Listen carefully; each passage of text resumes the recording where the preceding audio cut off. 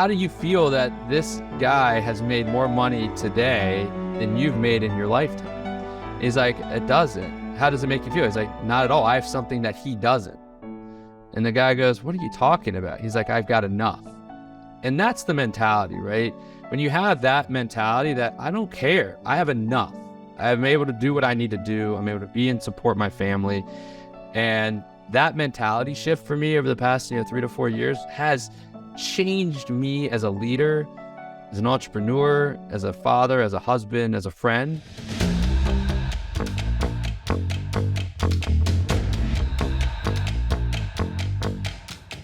Welcome to the Break Free podcast. I am your host, David Mancella. As always, I like to say what this podcast is about for our new listeners, even though we have been doing this for a while now. Can you believe that we're going to start launching season 5 already? It's such a blessing. The podcast is about interviewing amazing entrepreneurs that are changing the world for a better place, that are living their life of their dreams while adding massive value to the marketplace. And what a great example with our guest today. Matt, brother, welcome to the show. Thanks for having me, David. Excited to be here. Looking forward to the conversation as always, man. I've always been inspired by you and our conversations, so thanks for having me.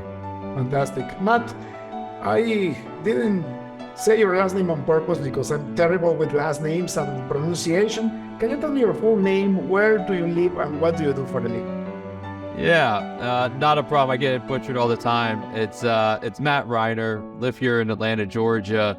And I am a multi-dimensional entrepreneur and leader within the wealth management space. So managing partner at a few different RIA firms. And then I've also founded a few of them and founded a technology business that serves the wealth managers. So I call myself a nomad as I can't sit still in one business. I like to have, dabble in all of them. I have come to realize that despite the fact that many people want to become their own boss and entrepreneurs, you have to be a little bit crazy to be a successful entrepreneur. You wear a bunch of misfits, and that's why I made this podcast, to inspire the ones that actually need to step forward and make a life as an entrepreneur, to actually have the courage to do it, because everything is against you. But having said that, though, you can never find more fulfillment if that is your calling. If it's not your calling, you're gonna have hell on earth. Yeah, I think you've got to have. I think that the idea of having a little bit of craziness in you is a fair way of putting it. I think that there is a fulfillment in it as well, in the impact that you can make. And it's not to say that if you're not an entrepreneur you can't make an impact. I think that if you have that bug to inspire others and to control the impact and the efforts towards the impact that you have, I think entrepreneurship is great, but it's not for everybody, and everybody can have an impact. But there's a lot of crazy. And I think, one of the things that you mentioned and that I always try to provide to others that are thinking about it is that you always see the successful entrepreneurs. There's not many people that talk about the failures, and the successful people talk about their failures, but it doesn't really resonate. And I think that if you're going to jump into entrepreneurship, you have to be truly comfortable with failing and understanding that is part of the process. And too many people see that or think that it's just you drop into entrepreneurship and you're going to succeed like everybody that they've seen on TV, or maybe Shark Tank or something of that nature. But it is a journey. You have to enjoy it. And if you don't, then like you said, it could be the most demoralizing and difficult time of your life. Yeah, right, Matt. And you have to make sure you enjoy the ride. For me, I'm a slow learner, so I'm not the example of the best entrepreneur, but it took me almost 11 years to become successful, somewhat successful. I'm going to be in business for 18 years in May this year. And I have been enjoying true leadership and successful entrepreneurship only for the last 3-4 years.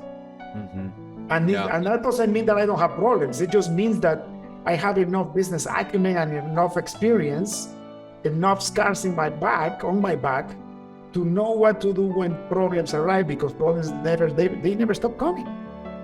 Yeah, it's it's different than the world I think that many of the younger generation has grown up into, where it's all about, hey, you did a good job, congratulations, right? Yeah, entrepreneurship is I call it the best MBA program around, because you learn, and nobody cares, whether you tried or not. It's really, did you succeed or did you not? And then if you didn't, you can either be demoralized and go and be sad about it, or you can pick up your pieces, learn from it, get the scars on your back, and try again. And the world is going to continue to move on, and you have to determine as an entrepreneur whether you're okay taking those battle wounds. And to your spot, a lot of people don't realize how long of a journey successful entrepreneurs go through. It's not this quick, easy success that you can just automate or hire someone to help you get. There's a lot of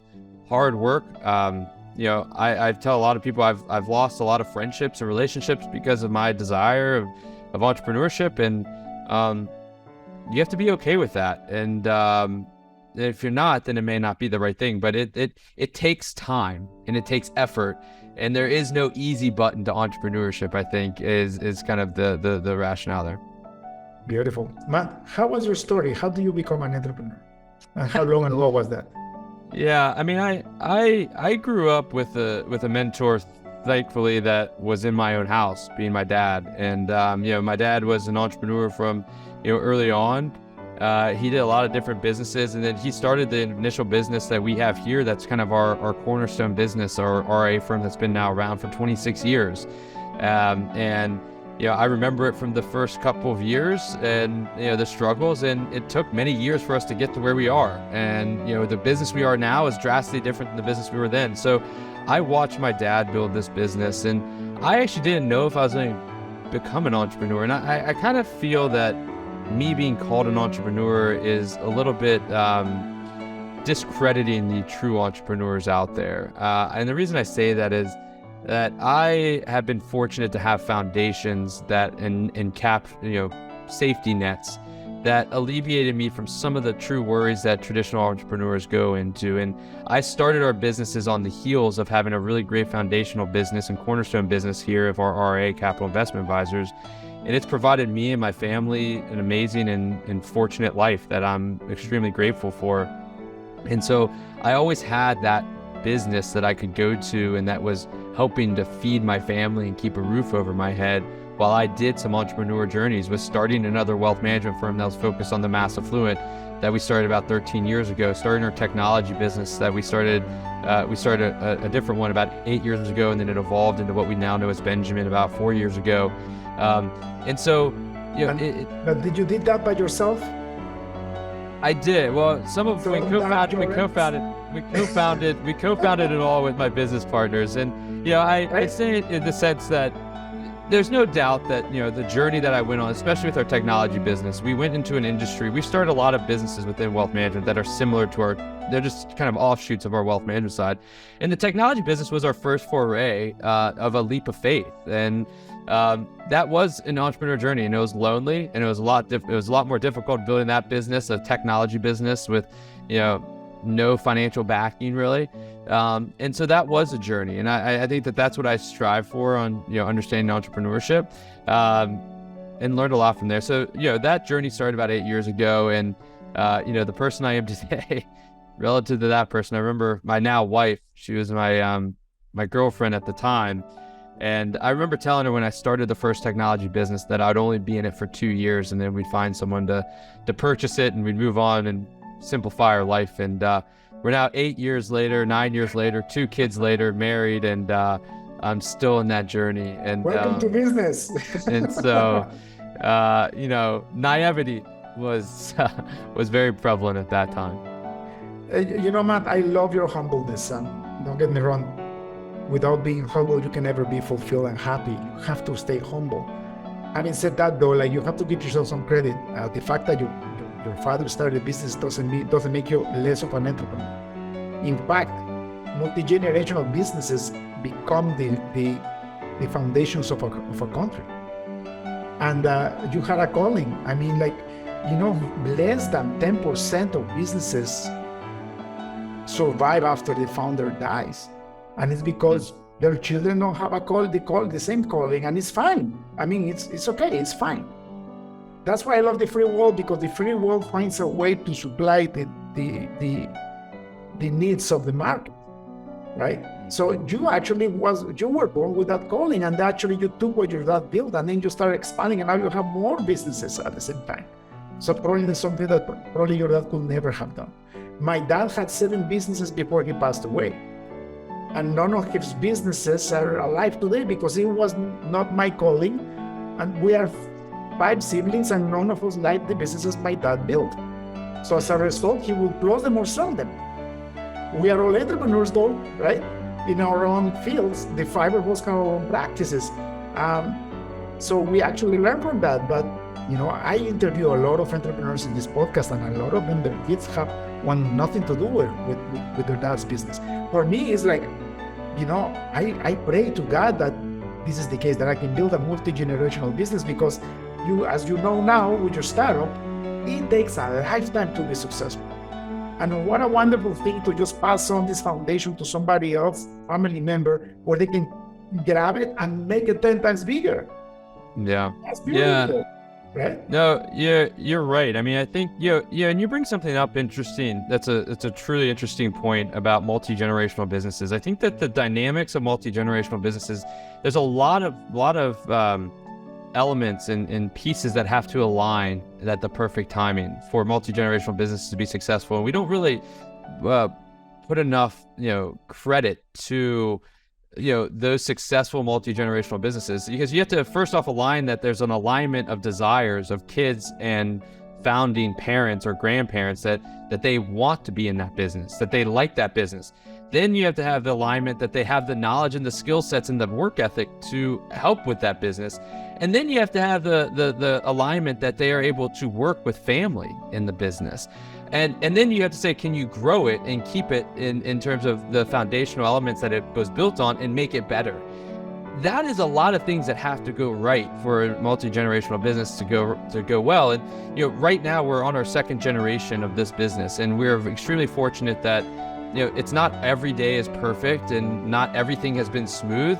But me and my brother, who's my business partner in all of our businesses, and who's helped to really grow the business as our core business as I've been building our technology business, is that we've figured each other out. We've had enough self-awareness of each other, that of who we are, of what we're trying to do, and a respect for what our needs are. But that didn't come without a lot of war wounds in between, and a mentor like my father who helped to guide it and gave us that room to experience and to learn. I think that that's the biggest lesson that I took of what makes a multi-generational business successful, is that the founder needs to have the wherewithal and the understanding to give the next generation freedom to learn and fail, and be there not to criticize, but be there to help them grow, and give them the opportunity and the support to go try new things that will help them learn and better the overall business in the time. And that's where Dad kind of started early on with us, is said, I was running our investment committee at the age of like 25. I didn't know what the heck I was doing, but he gave me that opportunity, gave me that faith, and I learned a lot after looking back that made me better of a person. And so there's a lot of things that have to go right, and you have to have the right personalities. And you're right, it's tough. And we've been really, really lucky and fortunate that things align for us. That's beautiful, Matt. That's fantastic. When let's go back to high school, because you must have had a decision point in your life where you said, yes, I'm here, I'm ready to take this on. So what was your mind at your senior year of high school when you were finishing school? Did you go to university? Did you start your dad's business? Like, what was in your head back then? Yeah, I mean, senior year of high school was an interesting time for me. So I was a big athlete in high school. Baseball was my sport. I was a big golfer, but I played high school baseball. And by that time, I had realized, because I wasn't a starter on the varsity team, that I wasn't going to play college baseball. I wasn't going to go to a lower level university to play baseball, although I loved it and I had a passion for it. And at that time, I grew up in Georgia, and in the South, SEC, Southeastern Conference, from football to everything is life. And I was a huge University of Georgia fan. in senior year, I got denied early admission. And that was kind of my first like punch in the gut of failure, of not, it doesn't mean I didn't get in. I could have kept applying, but I just felt like I got neglected or declined, and it stung. And I didn't know how to handle it. I learned, and I decided that I was going to go to college out west to Arizona State University and kind of have a new beginning and a new adventure that was different than my brother and different than my dad and my mom. And I think that was one of those decisions that was a life-changing experience for me, because I went out there knowing nobody, knowing it was a different world. I never lived anywhere other than Georgia. I didn't have any friends that I knew out there, and I had to learn, and I had to learn to adapt and live on my own. And it was an amazing experience. I think that really changed me. And I had to go through that senior year as well. And I came into my own senior year where I let loose a little bit in the sense of mental freedom, because I knew I wasn't going to play college baseball, so I didn't have to be the pristine person necessarily that I needed to be to get into the universities for playing baseball. And it deepened friendships, and it allowed me to start something that I think probably changed the person I am because of some of those things that happened that year. That's fantastic. What did you go to school for? So I knew after I wasn't going to play baseball that likely I was going to be coming back to work in the family business. I just didn't know how. And so I went with a focus on finance and business. And, I knew that this was a 4-year, I call it a 4-year vacation for me, right? I was going out to Arizona State where the weather's beautiful. The college life there is incredible. I could play golf all the time, which was amazing. And I knew that it was just a 4-year journey, and I was going to find my way back home to work with my dad and my brother. And I was looking forward to it. And I think that one of the things that I probably messed up on, not that I regret that, but I messed up on, is I was always forward looking. I was always looking towards this step of my life. And I probably missed some of the presence that I could have had in college of just being a college kid. And I thought that I had to do extremely well in college to get this job. And now knowing what I know, which you don't know until you go through it, no matter what anybody tells you, is that what I learned in college and the grades I got meant nothing to the type of advisor or the entrepreneur I was. And I probably missed a little bit of presence because I was always looking forward to this opportunity to work in the family business because I was around it for so long. But this is my true calling. And then once I got here, I loved it, but then I wanted to explore new adventures. And that's when I started the entrepreneur bug of starting technology, starting this and starting that, dabbling there. And kind of the rest is history. That's incredible. Having that calling and knowing what you want in life. How many people have that? Very few. It's not easy, right? Most people go through college and they graduate and they're like, what do I do now? Or maybe they graduate and say, I made a mistake. I don't like what I studied. And it's a major investment, right? Yeah. And talking on the point about not enjoying where you are right now, my God, am I guilty of that? My whole life, I remember my first goal was to make $1 million. I made it, but I got a heart attack trying. I actually made it, but I almost died. And without realizing that money is not everything. But it's because I was always so goal-oriented, so focused on my next move, that I missed a big part of my life with my kids, for example. When my kids were growing up is when I had this horrible love of money that caused me a heart attack. When your heart and your brain are not in coherence, when they don't talk to each other anymore, your heart nips up. Basically, my heart told my brain, you know what, dude, like what you're doing is not right.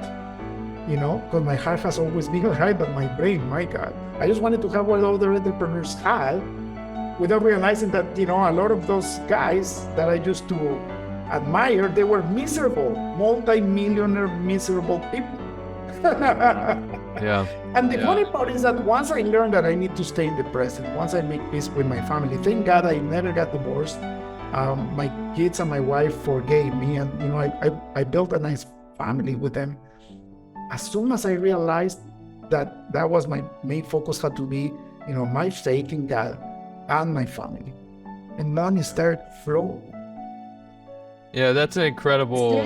It's an incredible realization, and I smile because it's a kind of it's a realization that I'm still in the middle of exploring and figuring out, and it's like an interesting point because early on, I always tell entrepreneurs that building businesses early on was about the fun of making all that money, raising a ton of money and making all this money, and it was all around money, which is just the wrong reason to start businesses. And because the most successful businesses are from a passion that you are making an impact. And I started to realize that I think when you have kids or you hit a life moment, whether it's like losing parents or having kids or having a nephew or a niece, like when I started having kids, it changed. Like my mentality changed.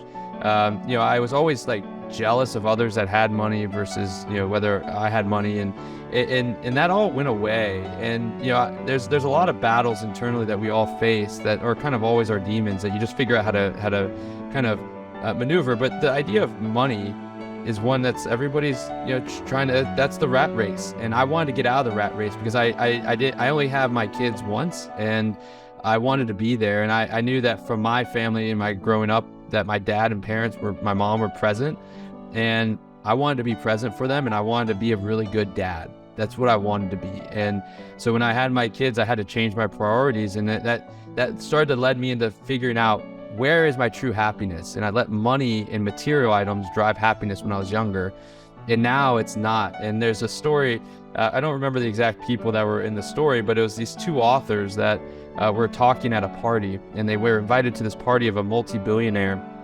And one of the authors, it was like some of the best-selling authors. I think one of them wrote, a book that we've all read in college or in middle school or high school.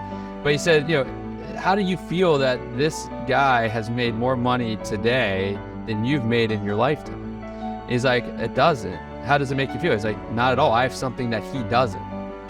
And the guy goes, what are you talking about? He's like, I've got enough. And that's the mentality, right? When you have that mentality that I don't care, I have enough. I'm able to do what I need to do. I'm able to be and support my family. And that mentality shift for me over the past 3 to 4 years has changed me as a leader, as an entrepreneur, as a father, as a husband, as a friend. And it's made me see a lot clearer. And I think it's something that, like as you mentioned, it's just, it is game changing, because if you don't change that mentality, it can drive you away from some of the things that you'll look back and regret wholeheartedly. The Bible talks about that. Godliness with contentment is of great gain, says Apostle Paul. And that's one of the verses. I stopped reading the Bible for a long time, and last year I started picking up the Bible after having a great tribulation in my life. And it's funny because it's exactly what you just said. It's that contentment, knowing that you have enough and that you will be provided for. And the funny part is that now that I'm getting older, and God gave me the gift of financial freedom. You know what that's about. You're a wealth manager. I have come to realize that there is 2 ways to make money. The wrong way for the love of money, or the right way for the love of people, and how you can add value to their life. Now, when you do it for the love of money, you're most likely gonna pay for it with your health and with your relationship. So yeah, you may get the money, but you're gonna be miserable. And the money will corrupt you. When you do it with the whole purpose of adding value to somebody else's life, especially if you do it unconditional, money just flows.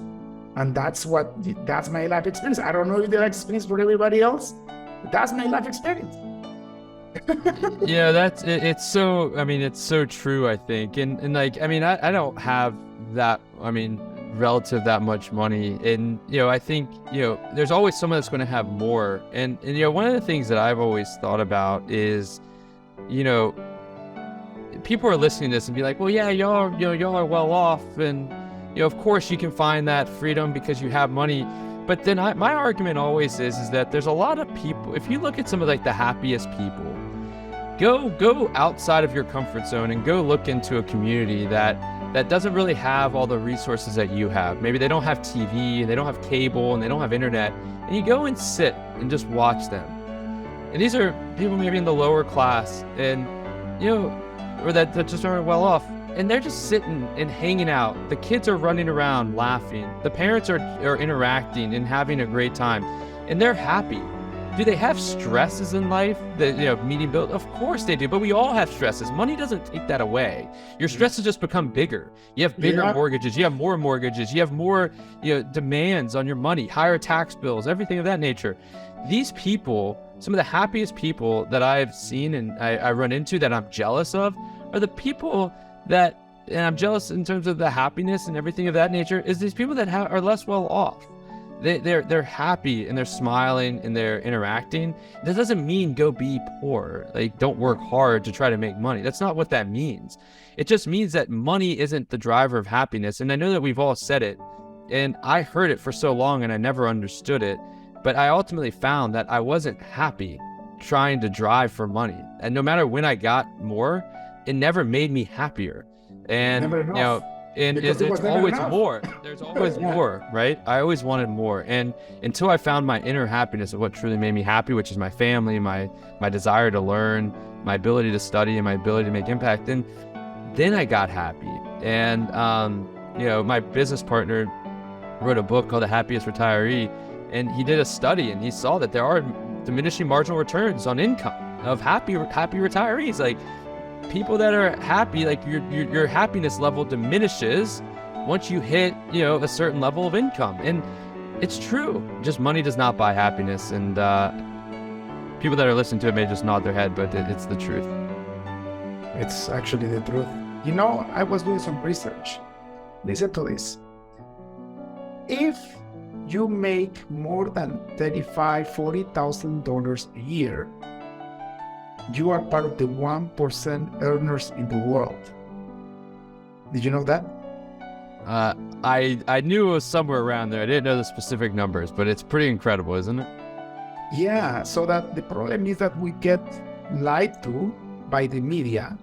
We get lied to by the consumer, the consumer advertising markets. But it's our fault. They're just trying to sell. It's our fault. We live in a free world. But we get stuck with this mentality where, I have to be rich to be happy. It's not true. We're already rich, according to the world standard. I think that the challenge, the numbers, and it's hard for people to wrap their heads around numbers because of the circles that they live in. And, I think about, everybody just lives in this world in their bubble, and they think that bubble is the reality of the rest of the world. And it's hard to break that focus. So, we just see that our friends are making money, and we think that that's just, everybody has this type of money, is able to do all that. And although we know it inherently, it's hard for us to grapple with that. And, I think about it in the sense of, an example I've used before is, you read a great book and you're like, gosh, everybody's read this book. Like, they all know about it. But you think about that, even a phenomenal book that sells maybe 1 million copies, there's 350 million Americans. That means that's 1 million people. And then you just look at your own circle. The likelihood that your circle has read it is probably maybe 1 or 2. So the information and the insight from that book is unique for a lot of people, and you could share that, and you could be a beacon to help them see a different light as well. But the idea of like the income levels, that it's at that same mentality. We can't comprehend that others live differently, even though we know it. We just can't comprehend it because we're surrounded by people like us all the time. So it's really, really challenging. Yeah. And, when I find people like you, where you actually manage wealth for people so they can have a beautiful life at the end of their life or during their life, it's a beautiful service, because it's not only about preserving that wealth and making sure that you create passive income from the wealth, but it's also about a mindset of how much is enough, isn't it? You know what I do? I actually try to go to a third world country at least once a year. And I try on purpose to go see how people live in a third world country. And it's shocking. And to your point, they are happy, sometimes happier than we are, right? Yeah. The reason I always like to share that example, right, of going to a third world country or going to somewhere that's like a lot, very different than the way you live. It's not comfortable. Like, it's not comfortable for me either. It's a different world. Yes, I love nice amenities. I love nice hotels. I love, riding in nicer cars. I get that, and it's a matter of feeling uncomfortable and doing it. But it's not a matter that we shouldn't earn money or that we shouldn't want to have nice things. It's a matter of finding that balance between appreciation for who you are and what you want to be and what matters to you, and as opposed to finding appreciation in the things that you have and things that you own and the things you can buy. In realizing this and seeing this and spending time in those types of environments is not meant to make you be like, oh, I need to go be poor, or I need to give away all my money, or I need to stop working and not earn any money. That's not it. You should have a passion. I am passionate. I'm driven to have an impact, and that has led to me being fortunate to make money.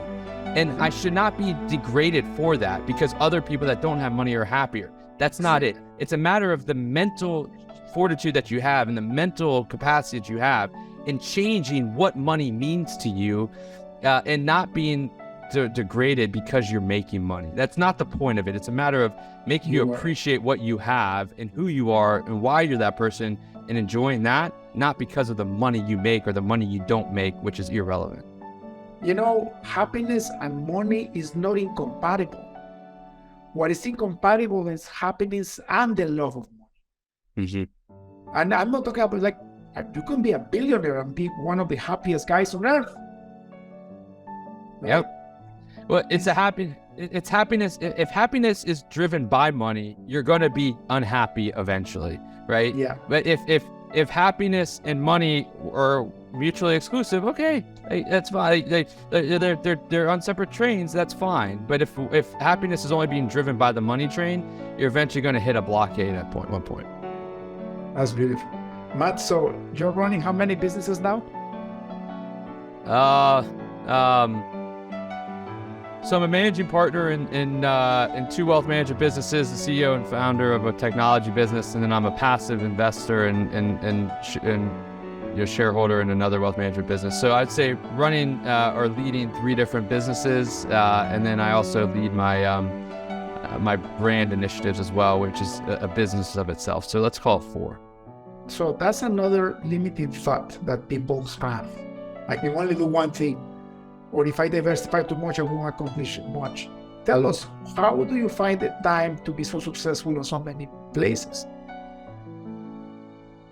You said the word successful. I don't know if I'm as successful as I could be in all the places. That's the truth is still to unfold there. But it's a matter of being, and I just had a conversation with a younger associate here that I'm coaching, and it's all about structure, right? And I am very structured and committed to controlling my time. And I'm not perfect at it. I've got a lot more to learn, but I've finally taken reins of controlling my focuses and my time. And I do it based on having a structured schedule, right? I'm very routine oriented in my mornings. I'm very routine oriented at nights.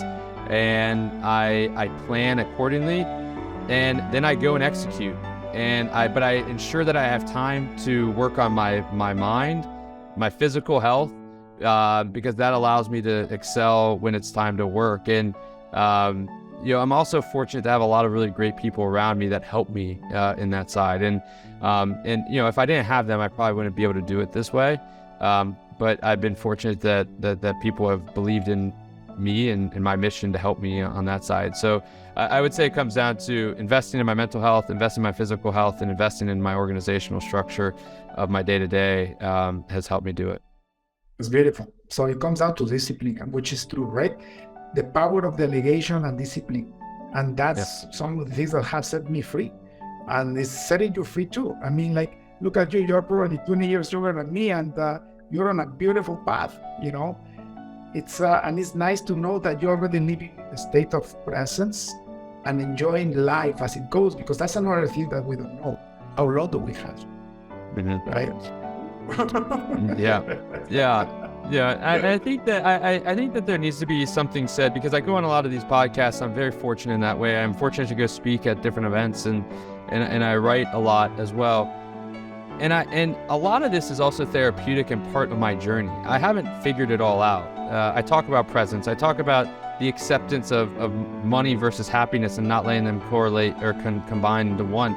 I struggle with it still. I fall into the traps and I find myself not present. I find myself getting jealous. I find all this stuff, and I'm not perfect. I don't have full control of my time every day. And I think that when people hear, these types of things, they think that we have it all figured out. And the reality is that we don't. And I do this and I coach clients, I write about it, I talk about it, because it helps to hold me accountable to be better at it. But it also helps me therapeutically continue to remind myself what I need to do. And I think understanding that from the other side is really important, because, even successful people, I've got a huge imposter syndrome, and I deal with it every day. And I have to find ways of overcoming that. And I have challenges just like everybody else, like this associate that's just been in the business 4 years. I have a lot of the same challenges that he has. I've just tried to find ways to limit those tendencies by positioning myself in different roles during the day that help me avoid them. It's a process. I call it a process of purification, and that process never ends, or process of perfection, right, in your life. The process ends when you die. It never ends. That's why you have to be a student all your life and improve upon your own way of living, but you at least have the awareness that you need to get better. And you're going to fall off the horse once in a while. And then you have to dust yourself off, see what happens so it doesn't happen again. And if you don't do that, just keep falling off the same horse and same pattern over and over again. And I was talking about it for a while, right? Yeah. Until I realized, no, this is a process of perfection, and there is the end goal is try to get as pure and perfect as you can. Well, you have time and energy to perfect yourself, but nobody makes it to 100%. Nobody. I always tell people I'm a recovering perfectionist, because I'm a perfectionist. I always wanted to live the perfect life, from a health side to a physical side to a professional side to a personal side. And, I think that there's a beauty in the journey towards perfectionism. Where that becomes disastrous is when you think that you can actually attain that ultimate goal. And I thought I could attain that goal for a long period of time, which caused a lot of mental and emotional and physical damage, until I overcame that and realized that is the journey that I enjoy. I love the journey towards perfectionism, and I know I'll never reach it, but I love the constant journey towards improvement and towards perfectionism. When you switch your mentality that way, it's an incredible switch that allows you just to enjoy that process, knowing that you're never going to attain that outcome, and being okay with that and being at peace with that is such an incredible mental shift that can change your trajectory in what you're doing day to day. Good. My brother, I don't want to take too much of your time. It's been over almost an hour now. I could talk to you the whole day. But I would like to respect your time. Thank you for being on the show and making time for the audience. If people would like to find you online and ask you more questions, or maybe become your client in one of your businesses, where can they find you? Yeah, well, first off, thanks, David, for having me. This was a really fun conversation. This is something I'm passionate about, and hopefully we can continue to spread the word in the gospel even further. But yeah, you can follow me. I'm on LinkedIn at Matt Reiner. I'm on Twitter at Matt Reiner. My website, mattreiner.com, reiner.com. Those are where you can find me. Please reach out to me. Let's have a conversation. I'd love to talk about this stuff. Love to help out in any way I can. But sign up for our Inner Circle emails to get more content from us and our Bridging the Gap podcast, and look forward to staying in touch. Beautiful. Brother, thank you so much for your time. God bless, and have a wonderful rest of the week. You too. Thanks, Dave. That's all for today's episode of the Break Free Podcast. Head on over to iTunes and subscribe to the show. Starting your own business can be tough, but it doesn't have to be. Visit davidmansilla.com to pick up a copy of the #1 international best-selling book, Breaking Out of Corporate Jail. Expand what you consider to be possible and reach your full potential. And join us on the next episode.